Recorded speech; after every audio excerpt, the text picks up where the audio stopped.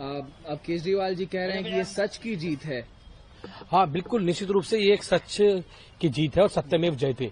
बाबा साहब अम्बेडकर के संविधान की जीत हुई है और उसमें जो सत्य और समानता की बात बाबा साहब ने कही है उसकी जीत होने का काम हुई। और भारतीय जनता पार्टी ने, हम शुरू से पहले दिन से कह रहे थे कि भारतीय जनता पार्टी ईडी और सीबीआई का दुरुपयोग करके आम आदमी पार्टी के नेता अरविंद केजरीवाल जी की छवि को और आम आदमी पार्टी को बदनाम करने की कोशिश कर रही है। और दिल्ली चुनाव में उन्होंने खूब ये ट्रायल चलाया गया, दिल्ली चुनाव के अंदर खूब जगह जगह गली मोहल्लों में उन्होंने करने का काम किया, लेकिन अंत में सच्चाई और ईमानदारी जीत हुई और कोर्ट ने यह कह दिया कि दिल्ली के बेटे अरविंद केजरीवाल, देश के लाल अरविंद केजरीवाल कट्टर ईमानदार हैं, कट्टर देशभक्त हैं। और भारतीय जनता पार्टी को बात समझ जानी चाहिए कि आपने जो ईडी और सीबीआई का दुरुपयोग करने का काम इस देश में किया, ये देश के सामने एक्सपोज हो चुका है कि अरविंद केजरीवाल ईमानदारी। जहां जहां चुनाव हुआ वहां भारतीय जनता पार्टी ने पोर्ट्रे किया, केजरीवाल का नाम ऐसे इस्तेमाल किया गया, एक्साइज पॉलिसी को ऐसे फ्रेम किया गया कि इन 5 नेताओं को बेनिफिट हो, दिल्ली और गोवा में बेनिफिट हो। इन तमाम बातों को आज कोर्ट ने दरकिनार कर दिया है।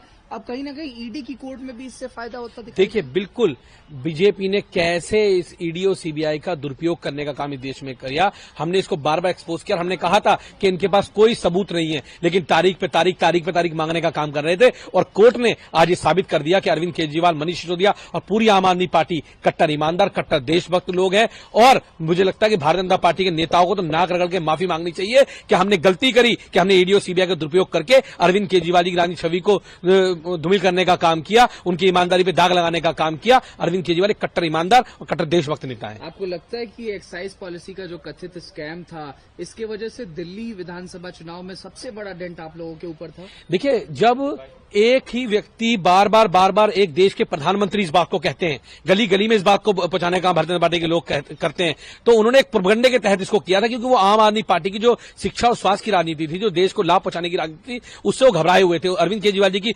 ईमानदार छवि के आगे मोदी जी की छवि का दिखती नहीं थी, वो धूमिल हो जाती थी, क्योंकि अरविंद केजरीवाल की छवि एक ईमानदार नेता की छवि थी। उसको धूमिल करने के लिए उन्होंने षड्यंत्र रचा और दिल्ली के चुनाव में भी उन्होंने सत्ता हासिल करने के लिए इसका प्रयोग करने का काम किया। अब ये पांचों नेता कहीं ना कहीं लगता है अब अटा सपरा कॉन्फिडेंस के साथ आगे आने वाले चुनावों में जाएंगे, चाहे वो गुजरात हो, चाहे वो अन्य जगहों पर चुनाव। बिल्कुल, देश में चुनाव है, दिल्ली गुजरात के अंदर चुनाव है, पंजाब के अंदर चुनाव है, गोवा के अंदर चुनाव है। आम आदमी पार्टी मजबूती के साथ लड़ रही है और भारतीय जनता पार्टी को पता है कि इसके बाद भी आम आदमी पार्टी और तेजी के साथ आगे बढ़ने का काम करेगी, देश के अंदर और तेजी से आगे जाने का काम करेगी। और अरविंद केजरीवाल जी कट्टर ईमानदार नेता है, आज कोर्ट ने भी कह दिया और दिल्ली के लोग, देश के लोग ये समझ गए कि भारतीय जनता पार्टी